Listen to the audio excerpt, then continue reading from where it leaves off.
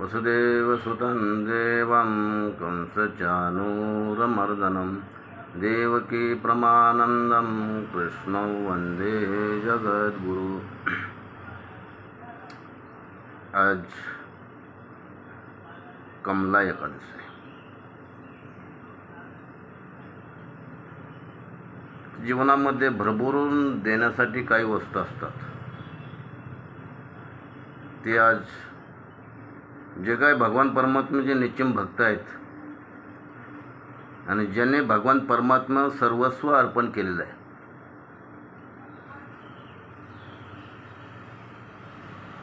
आणि अशांना फलदायक एकादश म्हणजे कमला एकादश आहे। जे काय मनातली इच्छा पूर्ण होण्यासाठी, की भगवंत असणारा भक्तीचं वजन खाली करण्यासाठी किंवा कमी करण्यासाठी भक्तांना देत राहतात। तर काही भक्त भक्ती करण्यामध्ये फरक आहे। काही भगवंताला मागण्यासाठी भक्ती करतात, काही जण भगवंता मी तुझ्याकडे यायला लागलेलो आहे, माझं कृतज्ञता व्यक्त केलेली आहे, मला या 15 दिवसामध्ये निर्विघ्नपणे आतापर्यंत आणलंस, हे तुझी कृतज्ञता आहे, म्हणून मी तुझी कृतज्ञता व्यक्त करण्यासाठी मी तुझ्या भेटीला येतो आहे। फक्त मला एकच अपेक्षा आहे, तुझी छाया माझ्या डोक्यावर राहू दे। कितीतरी संकट, कितीतरी मोठे वादळ जरी आले, त्या वादळाचा सामना करण्यासाठी मला शक्ती दे। आणि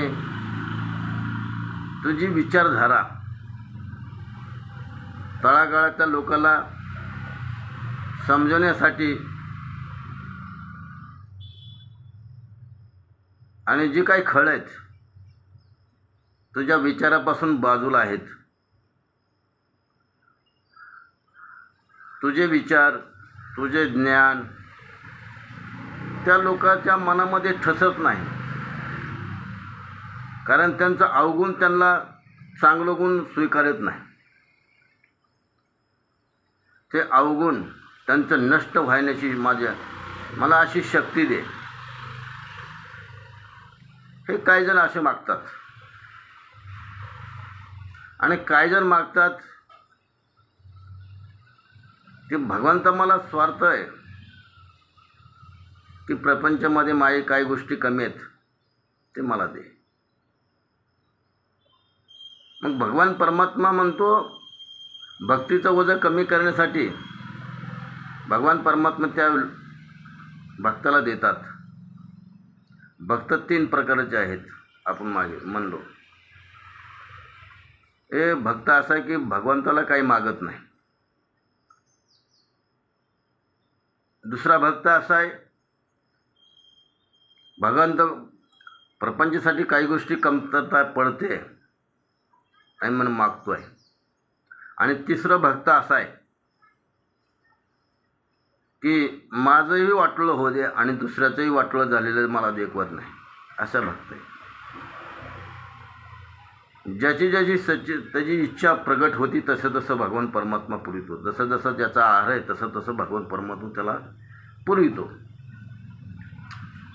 जे पहिल्या प्रथमचा सात्विक भक्त आहे, तो सात्विक भक्त भगवंताला एकच मागतो, भगवंता तूच पाहिजे। आणि तू जवळ असल्यानंतर माझ्या मागच्या जन्माचे कर्तव्य कर्म आहे ते मला फेडण्यासाठी शक्ती दे, कारण मागच्या जन्मात मी फार पाप केलेलं आहे, त्याचं पापाचं फळ भोगतोय।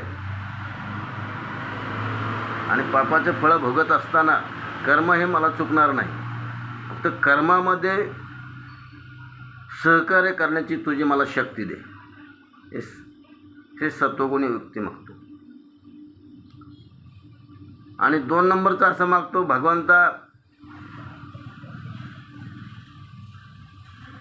मला काय पाहिजे म्हणून मी भक्ती करतो आहे. माझ्या प्रपंचामध्ये काही गोष्टी कमतरता आहे, तुझी गरज आहे. तू असल्यानंतर ते कमतरता आहे ती भरून निघेल. ही स्वार्थ भक्ती आहे. स्वार्थ भक्ती ही कायमस्वरूपाची टिकणारी नसते. की भगवान परमात्मा एक वस्तू देतो आणि बाजूला सरकवतो, परत ती अडचण उद्भवणारच. परत एकदा वस्तू दिली ती पुढं जीवनाला पूर्ण करायला जायला सांगता येत नाही. प्रत्येक समस्याला भगवान माणसाला मनुष्य जीवन असं आहे की प्रत्येक समस्याला तोंड देणं याला मनुष्य जीवन म्हणतात.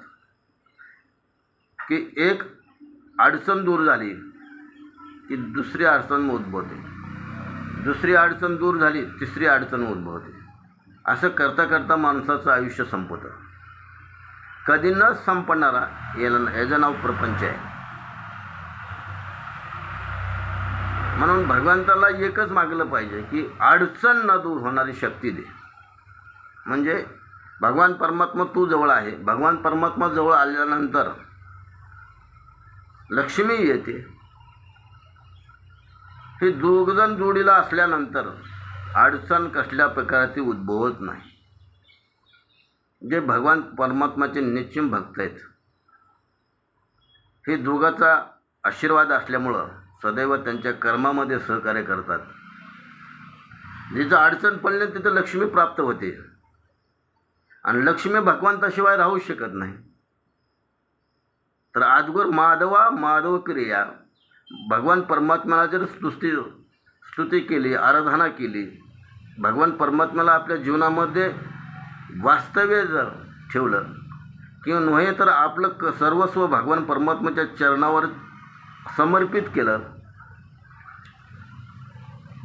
तर हे दोघंजण जगन्माता लक्ष्मी आणि भगवान परमात्मा हे जवळ असल्यानंतर अडचणी येणं आणि जरी आज आली ती कधी अडचण दूर झाली त्याच्यावर समस्या आपली जी काय अडचण आहे ती कधी दूर झाली आणि काहीही आपल्याला काही कळत नाही, ऑटोमॅटिक ती अडचण दूर होते. कारण का सर्वस्व भगवान परमात्म्याला त्याची काळजी असते. भगवान परमात्मा म्हणतो सर्वस्व मला अर्पण केल्यानंतर तुझी काळजी वाहून नेणारा मी आहे, तू काळजी करू नकोस. फक्त तुझं कर्तव्य कर, तू कर्म कर, सर्व भार माझ्यावर समर्पित कर. आणि म्हणून आज फलदायी कमला एकादशी निमित्त आपण सर्वजण भगवंताला एक पुष्परूपाने भगवंताच्या चरणावर समर्पित करूया. आणि आपलं जीवन जेणेकरून सुखदायी कसं होईल हे भगवंताला एकच मागूया. रामकृष्ण हरी. वसुदेव सुतं देवं कंसचानूरमर्दनं देवकी प्रमानंदं कृष्णं वंदे जगद्गुरु.